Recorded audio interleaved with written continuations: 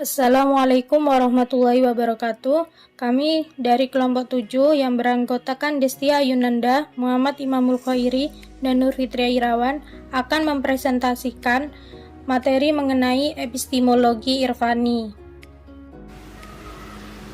Pengertian epistemologi irfani. Secara etimologi, irfani dari kata dasar bahasa Arab arafah yang berarti pengetahuan. Kata arafah bermakna kurang lebih seperti makrifat. Istilah al-irfan berbeda dengan al-ilm atau ilmu, merupakan pengetahuan yang diperoleh melalui transformasi nakal atau rasionalitas akal. Sedangkan al-irfan merupakan pengetahuan yang diperoleh secara langsung melalui pengalaman atau pengetahuan dengan objek. Pendekatan irfani bertumpu pada intuisi dan pengalaman batin. Secara terminologis, irfani bisa diartikan sebagai pengukuran atau pengetahuan yang diperoleh melalui penyinaran hakikat oleh Tuhan kepada hambanya atau kasaf. Setelah adanya olah rohani atau riyadhah yang dilakukan atas dasar cinta atau love. Kebalikannya dari epistemologi bayani, sasaran widi irfani adalah aspek esoterik, apa yang ada di balik teks. Menurut Amin Abdullah, bahwa pada tradisi irfani, kata arif lebih diutamakan daripada alim, karena alim lebih merujuk pada nalar bayani. Dengan kata lain, epistemologi irfani disebut juga kasfi, atau dari kata kasaf artinya penyingkapan, yaitu cara memperoleh pengetahuan melalui jalan tasawuf. Kasaf terdiri dari dua macam, yaitu kasaf yang didapat melalui usaha dan latihan, dan kasaf yang diperoleh tanpa usaha, atau datang begitu saja dari Allah kepada siapapun yang dikehendakinya. Pada metode irfani, kasaf yang diuraikan adalah kasaf yang diperoleh dari usaha dan latihan. Sumber epistemologi irfani. Sumber epistemologi irfani terbagi menjadi 4, yaitu yang pertama, bahwa irfani berasal dari sumber Persia dan Majusi. Seperti yang disampaikan Dozi dan Tolk, alasannya, sejumlah besar orang-orang sufi berasal dari Khurasan dari kelompok Majusi di Iran Utara tetap memeluk agama mereka setelah menaklukkan Islam. Di samping itu, sebagian pendiri yang berasal dari kelompok orang Majusi seperti Ma'ruf al-Karki dan Bayazid Mustahmi. Yang kedua yaitu bahwa irfani bersumber dari Kristen, sebagaimana yang diungkapkan oleh Von Kramer, Ignaz Goldziher, Nicholson, Asim Palacios, dan O'Leary. Alasannya yaitu adanya interaksi antara orang-orang Arab dan kaum Nasrani pada masa jahiliyah maupun zaman Islam.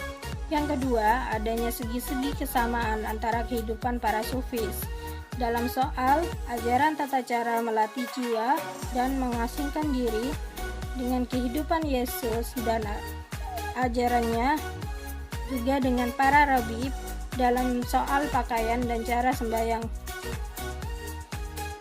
Yang ketiga yaitu bahwa irfani bersumber dari India. Seperti pendapat Horton dan Herman, alasan yang diajukan adalah yang pertama, kemunculan dan penyebaran Islam atau tasyawuf pertama kali adalah di Khurasan. Yang kedua, kebanyakan dari para sufi angkatan pertama bukan dari kalangan Arab seperti Ibrahim ibnu Adam, Syakik al-Bab, dan Yahya ibnu Muaz. Yang ketiga, pada masa sebelum Islam, Turkistan adalah pusat agama dan kebudayaan timur serta barat. Mereka memberi warna mistisme lama ketika memeluk Islam. Yang keempat, konsep dan metode tasawuf seperti keluasan hati dan pemakaian tasbih adalah praktek-praktek dari India. Yang keempat, irfani berasal dari sumber-sumber Yunani, khususnya Neoplatonisme dan Hermes, seperti yang disampaikan oleh O'Leary dan Nicholson. Alasannya sederhana bahwa teologi Aristoteles merupakan panduan antara sistem Porfiri dan Proclus telah dikenal baik dalam filsafat Islam. Kenyataannya, Zun al-Nun al-Misri pada tahun 796 hingga 861 Masehi, seorang tokoh Sufisme dikenal sebagai filosof dan pengikut sains Helenistik. Al-Jibiri agaknya termasuk kelompok ini. Menurutnya, Irfani diadopsi dari ajaran Hermes, sedangkan pengambilan dari teks-teks Al-Quran lebih dikarenakan tendensi politik. Tahapan memperoleh pengetahuan Irfani.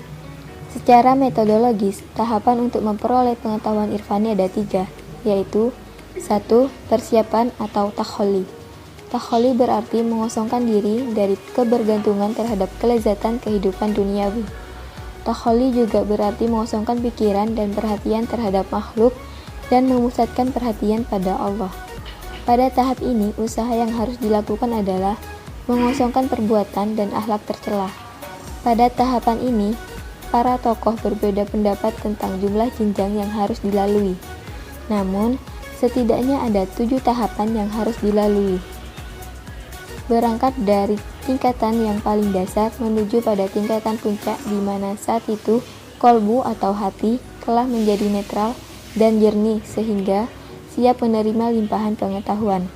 Antara lain yaitu taubat, wara', zuhud, fakir, sabar, tawakal, dan ridho. 2. Penerimaan tahali. Tahali berarti mengisi. Artinya, mengisi dan menghiasi diri dengan perbuatan dan sifat terpuji. Jiwa kita diisi melalui perbuatan dan ucapan yang baik.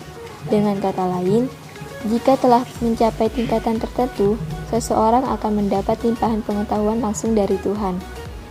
Dalam kajian filsafat Mehdi Yazdi, seseorang akan mendapatkan realitas kesadaran dari kesadaran diri yang demikian mutlak, sehingga dengan kesadaran itu, ia mampu melihat realitas dirinya sebagai objek yang diketahui. Namun, realitas kesadaran dan realitas yang disadari tersebut bukanlah objek eksternal. Keduanya bukan sesuatu yang berbeda, tetapi merupakan eksistensi yang sama, sehingga objek yang diketahui tidak lain adalah kesadaran yang mengetahui itu sendiri. Pengetahuan ini justru terbentuk melalui unifikasi eksistensial yang disebut ilmu huduri. 3. Pengungkapan atau tajalli. Tajalli berarti penampakan atau keterungkapan. Tajalli memiliki makna luas, yaitu tajalli zat dan tajalli syuhudi. Dalam epistemologi Irfani, tajalli yang dimaksud adalah tajalli syuhudi, yaitu limpahan dari Allah berupa kenyataan aktual dan cita-cita empiris. Pada tahapan ini, pengalaman mistik disampaikan kepada orang lain, baik melalui ucapan maupun tulisan. Namun demikian, karena pengetahuan yang didapat adalah sebuah pengalaman dimensi batin, terkadang sulit untuk menyampaikan pengetahuan tersebut. Epistemologi Irfani yang lebih menekankan pada pengalaman langsung, ini membuat otoritas akal tertepis karena lebih bersifat partisipatif.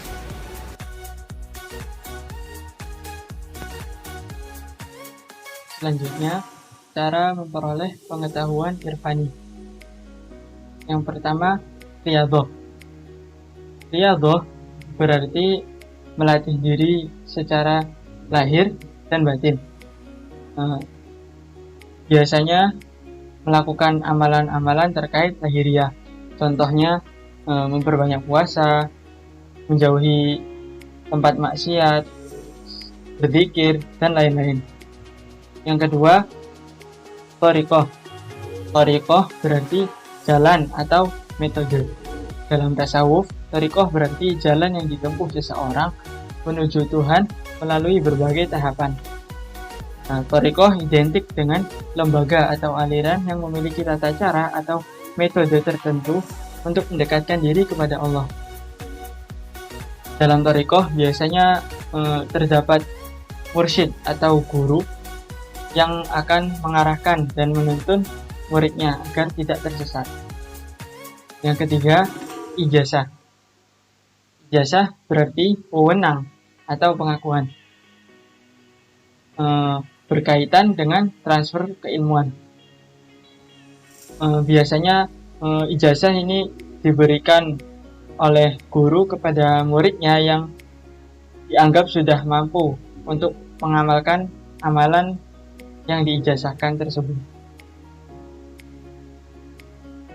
Selanjutnya, tahapan epistemologi irfani.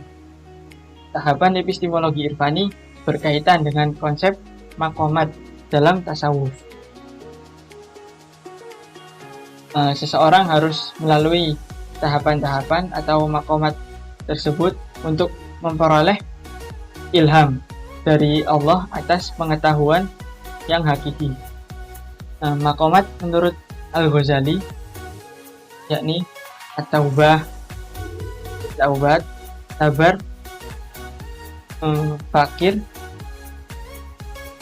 tidak butuh selain Allah, zuhud itu menjauhi hal-hal yang bersifat duniawi, tawakal itu berserah diri kepada Allah, mahabbah mencintai Allah, makrifat pengetahuan irfani datang kepada kita. Yang terakhir ridho. Tujuan utama manusia hidup di dunia ini ya untuk mencari ridho Allah. Terakhir, kesimpulan. Epistemologi irfani yaitu cara memperoleh ilmu pengetahuan melalui jalan tasawuf. Terdapat 3 tahapan dalam memperoleh pengetahuan irfani. Tahapan tersebut yakni takhalli atau persiapan, tahalli atau penerimaan, dan tajalli atau pengungkapan. Terdapat 3 cara memperoleh pengetahuan irfani. Cara tersebut yakni riyadhah, melatih diri, thariqah, jalan atau metode, dan ijazah, wewenang atau pengakuan. Tahapan epistemologi irfani menurut Al-Ghazali yakni at-taubah, sabar, fakir, zuhud, tawakal, mahabbah, makrifat, dan ridho.